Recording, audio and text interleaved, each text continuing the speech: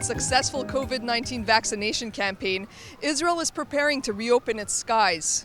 Starting on May 23rd, tourist groups will be allowed to enter the country for the first time in over a year. At a press conference in Tel Aviv on Tuesday, Tourism Minister Orit Farkash-Hacohen spelled out the government's plans. I think it is about time that the huge advantage that Israel has as a healthy and vaccinated destination in Israel, we want to harness this advantage and to help it to promote our economy and our industry of tourism, and not only other economies. The Israeli government will launch high-profile advertising campaigns in 3 cities: Dubai, New York, and London. Only tourists who are fully vaccinated with an FDA or EMA-approved vaccine will be allowed to visit. They'll also have to undergo PCR and serological testing at the airport.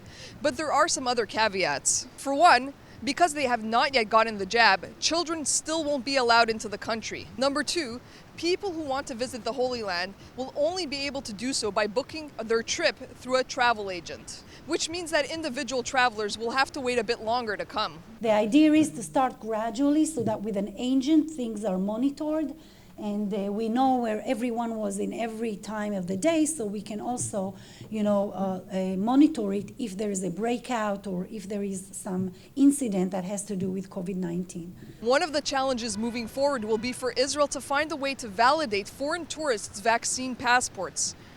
At the moment, there is no standardized documentation. The Ministry of Foreign Affairs are having those discussions both with the European Union, other countries, and the US to check exactly the documentation that will be authorized here in Israel and vice versa. Despite these obstacles, the tourism ministry is hopeful its pilot will jumpstart the struggling travel sector in Israel and give it some much-needed breathing room.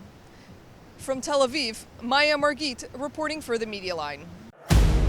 Do you trust your news sources? Are you tired of one-sided reporting? You need to know the Media Line to know the Middle East. The world needs news you can trust. The Media Line's reporters are in the streets of Cairo, Jerusalem, Ramallah, and Sana'a, bringing you stories in context which shape your views and decisions. The Media Line is the first independent, non-profit American news agency covering the Middle East. Now in its 20th year, it's the best-kept secret in the news business. Discover for yourself why the Media Line is relied upon by government officials and media outlets worldwide. Bringing you the stories which impact your lives. Support the trusted Mideast news source today by going to themedialine.org. You need to know the Media Line to know the Middle East.